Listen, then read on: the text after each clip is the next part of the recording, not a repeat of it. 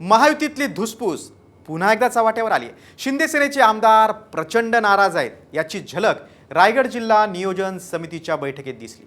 कारण अजित पवारांच्या उपस्थितीत रायगड जिल्ह्यासाठी बैठक झाली, मात्र या बैठकीला शिंदे सेनेचे मंत्री किंवा आमदार उपस्थित नव्हते।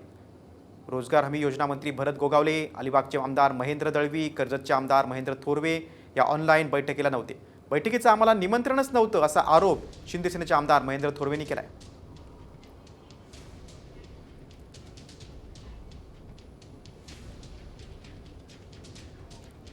आज रायगड जिल्ह्याची जिल्हा नियोजन समितीची ऑनलाईन बैठक मंत्रालयात घेण्यात आली।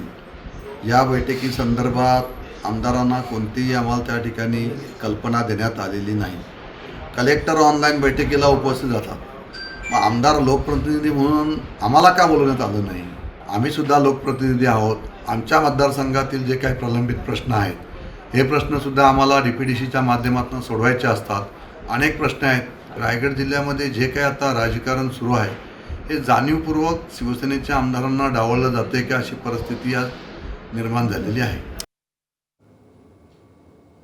बघा, थोरवेंचे आरोप काय आहेत तर रायगड जिल्ह्यासंदर्भात ऑनलाईन बैठकीची कल्पनाच देण्यात आली नव्हती, आम्हाला निमंत्रणच नव्हतं। जिल्हाधिकारी होते मात्र त्यांनीही सांगितलं नाही। जिल्ह्याचे प्रश्न DPDCत सोडवतात मात्र बैठकीबाबत माहितीच नाही। जाणीवपूर्वक बैठकीचं निमंत्रण दिलं नाही असा आरोप आमदार महेंद्र थोरवेंनी केला। 2.5-3 वर्षांपूर्वी ज्यामुळे आम्ही उठाव केला होता त्याचा राज्यकर्त्यांना विसर पडलाय असा देखील आरोप केला। रायगड जिल्ह्यासंदर्भात ऑनलाईन बैठकीची कल्पना देण्यात आली।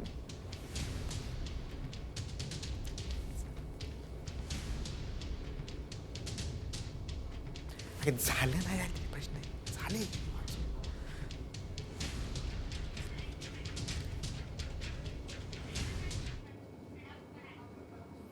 पुढच्या बातमीकडे, दिल्लीत आज मोठी राजकीय घडामोड होणार आहे, कारण उपमुख्यमंत्री एकनाथ शिंदे आणि शरद पवार एकत्र येणार आहेत। शरद पवारांच्या हस्ते उपमुख्यमंत्री एकनाथ शिंदेंचा सन्मान केला जाणार आहे। त्यासाठी शिंदे दिल्लीला रवाना झालेत। एकनाथ शिंदे यांना महादजी शिंदे राष्ट्रगौरव पुरस्कार जाहीर करण्यात आलाय।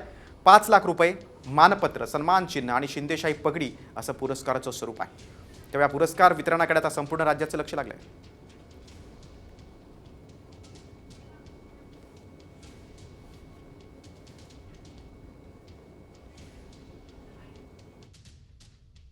एकनाथ शिंदेना महादजी शिंदे यांच्या नावानं पुरस्कार देतात। शिंदे शिंदे म्हणून काय मिळतं आहे का? शिंद्यांचं शिंद्यांना, ते महादजी शिंदे वेगळे होते, सरदार हे शिंदे वेगळे आहेत। त्यांच्यामध्ये आता काय साम्य आहेत ते आम्हाला शोधावं लागेल। 2 शिंद्यांमध्ये महादजी शिंद्यांचा इतिहास असा सांगतात की त्यांचे वंशज नंतर ब्रिटिशांना सामील झाले। संघर्षाच्या वेळी शिंद्यांच्या कुटुंबियांनी म्हणजे वारसांनी मदत केली नाही महादजी शिंद्यांनी, असं म्हटलं जातं। इतिहास शोधावा लागेल आम्हाला। एकीकडे राज्याच्या राजकारणात सगळं काही आलबेल नसल्याची चर्चा सुरू आहे आणि त्याचवेळी शरद पवार आणि एकनाथ शिंदे एकत्र येत असल्यानं चर्चेला उधाण आलेलं आहे। तर पुढच्या बातमीकडे, शिवसेनेचे मंत्री, स्वीय सहाय्यक आणि सचिवांच्या नियुक्तीवरून प्रचंड नाराज असल्याची माहिती आहे। कारण मुख्यमंत्री कार्यालयाकडून PA आणि PSची नियुक्ती केली जाते। अगदी शिवसेनेच्या मंत्र्यांच्या PA आणि PSची नियुक्ती सुद्धा मुख्यमंत्री कार्यालय करणार आहे। नियुक्तीआधी या PA आणि PAची संपूर्ण पार्श्वभूमी तपासली जाते। मात्र यामुळेच शिवसेनेचे मंत्री नाराज असल्याचं सूत्रांनी म्हटलंय।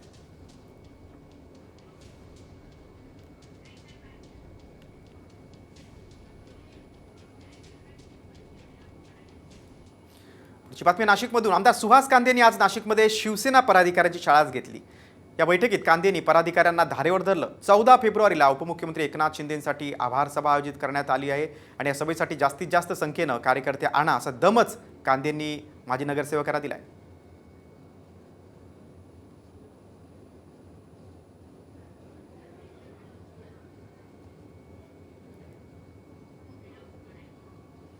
पुढच्या बातमीकडे, माजी मंत्री तानाजी सावंत यांच्या मुलाचा प्रताप समोर आलाय। खाजगी विमानासाठी तानाजी सावंत यांचा मुलगा ऋषिराजनं तब्बल 68 लाख रुपये मोजले। कौटुंबिक वादानंतर ऋषिराज सावंत यानं काल बँकॉकला जाण्याचा प्लॅन केला होता अशी माहिती समोर येते। तानाजी सावंत यांचा मात्र ऋषिराजनं बँकॉकला जाण्यासाठी नकार दिला होता। गेल्या आठवड्यात सुद्धा ऋषिराज यानं दुबई प्रवास केला होता अशी माहिती आता समोर आली आहे।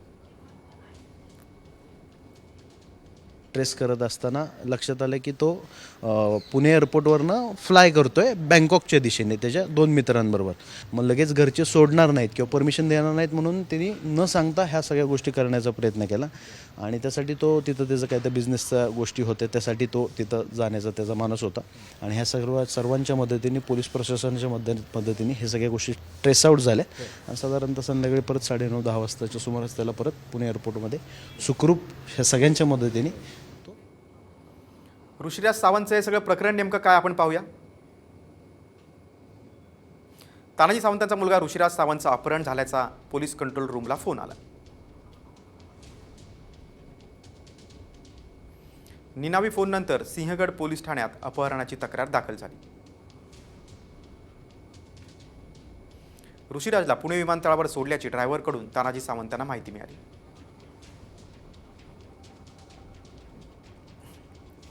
तानाजी सावंत मोठ्या मुलासह तातडीनं पुणे पोलीस आयुक्तालयात दाखल झाले. पोलिसांच्या तपासानंतर ऋषिराज सावंत 2 मित्रांसह खासगी चार्टर्ड विमानानं बँकॉकला जात असल्याची माहिती समोर आली. एका खासगी कंपनीचं विमान भाड्यानं घेऊन बँकॉकचं बुकिंग केलं होतं. अंदमान निकोबारपर्यंत पोहोचलेलं विमान पुन्हा चेन्नईला बोलवण्यात आलं. पुणे पोलिसांच्या मदतीनं ऋषिराज सावंत आणि दोन्ही मित्रांना पुण्यात सुखरूप आणण्यात आलं.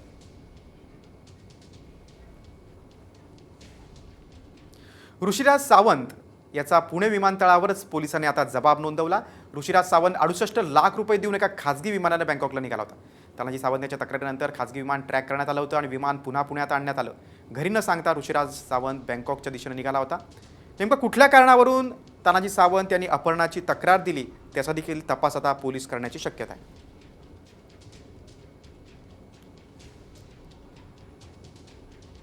हे फ्लाईट घेतला होता, एक चार्टर्ड फ्लाईट होती आणि ते फ्लाईट बँकॉकसाठी बुक करण्यात आली होती. या फ्लाईटचे नंतर ट्रॅकिंग आणि बाकीचे गोष्टी करून या फ्लाईट जे आहे आता पुणेमध्ये लँड झालेला आहे आणि सर्व जे 3 लोक होते जे पॅसेंजर तिन्ही आपल्याकडे आहे, तिन्ही सुखरूप आहे आणि या कोणत्या कारणासाठी हे लोक चालले होते याबद्दलची जे आहे ते विचारपूस आता करण्यात येत आहे. दरम्यान कौटुंबिक वादातून ऋषिराज सावंत बँकॉकला निघाला होता आणि त्याला परत आणण्यासाठी तानाजी सावंत यांनी सत्तेचा गैरवापर केला असा आरोप ठाकरे गटाच्या उपनेत्या सुषमा अंधारे यांनी केलाय.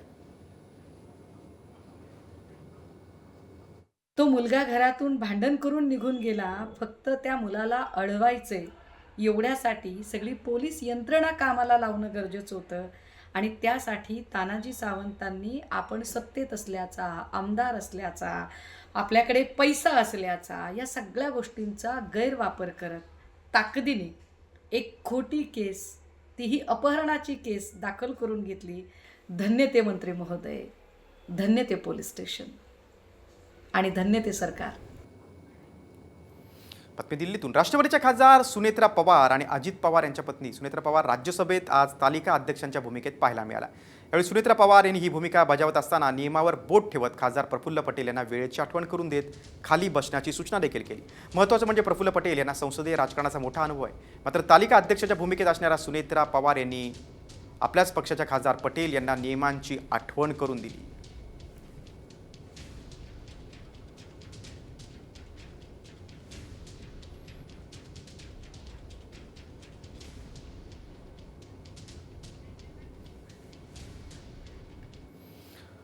पुढच्या बातमीकडे. सामाजिक कार्यकर्त्या अंजली दमानिया या मंत्री धनंजय मुंडेंच्या राजीनाम्याच्या मागणीवर ठाम आहेत.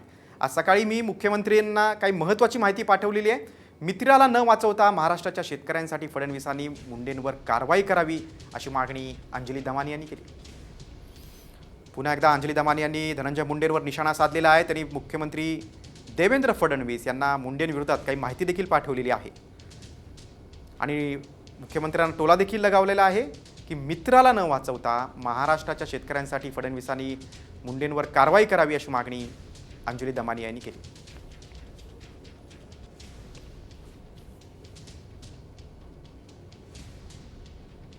मुख्यमंत्री देवेंद्र फडणवीस यांना मी काल रात्री आणि आज सकाळी काही महत्त्वाची माहिती पाठवली आहे. आणि आज कॅबिनेटची बैठक आहे. मला असं वाटतंय की आता तरी मित्राला न वाचवता मुख्यमंत्र्यांनी महाराष्ट्राच्या शेतकऱ्यांसाठी कारवाई करावी आणि आज चौकशीची घोषणा करावी अशी मला त्यांना विनंती करायची होती.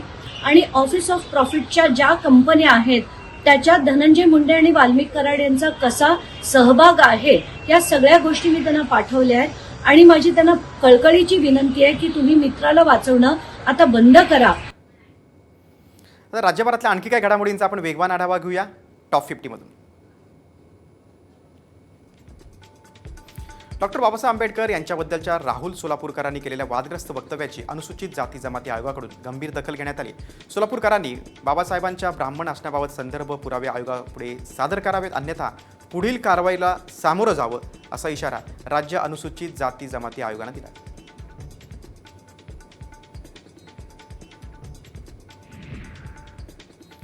राहुल सोलापूरकर हे जिहादी लोकांच्या संपर्कात आल्यामुळे ते असे वक्तव्य करत असतील अशी खोचक टीका राष्ट्रवादीचे आमदार संग्राम जगताप यांनी केले. त्यांनी या जिहादी लोकांपासून सावध राहावं आणि इथून पुढे बोलताना संयम राखावा असा सल्ला देखील जगताप यांनी सोलापूरकरांना दिला.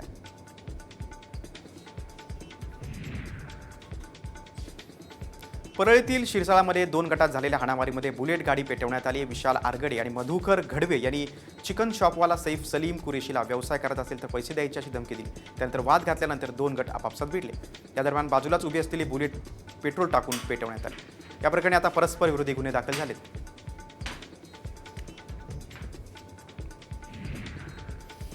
छत्रपती संभाजीनगरच्या विमानतळासमोर फळ विकणाऱ्या गाड्यांना हटवण्यात आले. मात्र फळ विक्रेत्यांनी रहदारी असलेल्या जालना रोडवर प्रचंड राडा घातला. या प्रकरणात 18 लोकांवर महापालिकेने आता गुन्हे दाखल केले.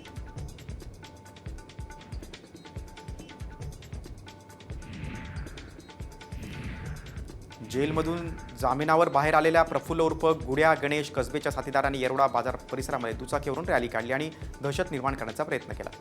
या रॅलीचा व्हिडिओ व्हायरल झालाय. पोलिसांनी आता प्रफुल्ल उर्फ गुड्या गणेश कसबे आणि त्याच्या साथीदारांची याच परिसरातून धिंड काढली.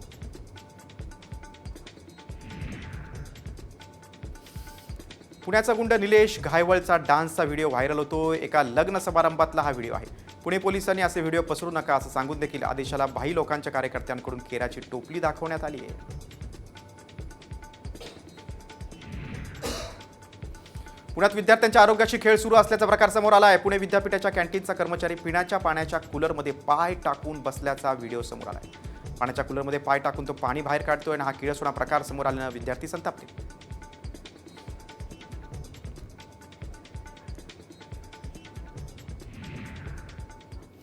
टॉप 50 नंतर एक अपघाताची बातमी आहे कोल्हापूरमधून. शिष्यवृत्तीची परीक्षा देऊन घरी जात असलेल्या विद्यार्थ्याचा मृत्यू झालाय. शाहूवाडी तालुक्यातील वनांगडेवाडीत ही दुर्घटना घडलेली आहे. श्रीधर वनांगडे असं मृत विद्यार्थ्याचं नाव आहे. तो बांबवडे इथून शिष्यवृत्तीची परीक्षा देऊन घरी परतत होता. त्याचवेळी ट्रॅक्टरच्या मागच्या चाकाखाली आल्यानं त्याचा अपघाती मृत्यू झाला.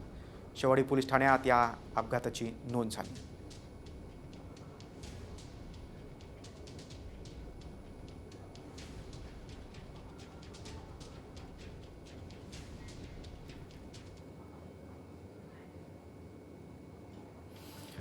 मुंबईत मागे गणेशोत्सवातील पीओपी मूर्ती विसर्जनावरील बंदी उठलेली आहे. मुंबई महापालिकेनं पीओपी मूर्तीचं कृत्रिम तलावात विसर्जन करण्यास परवानगी दिली. मात्र मोठ्या मूर्तींचं कृत्रिम तलावात विसर्जन होणार नाही असं मंडळाच्या पदाधिकाऱ्यांचं म्हणणं आहे.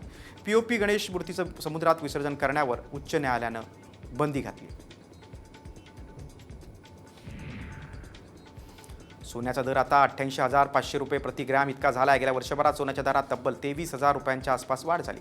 ट्रम्प यांनी अमेरिकेत सर्व प्रकारच्या स्टील आणि अल्युमिनियम आयातीवर 25% शुल्क लावण्याची घोषणा केली. त्याचा परिणाम सोन्याच्या दरावर झाला.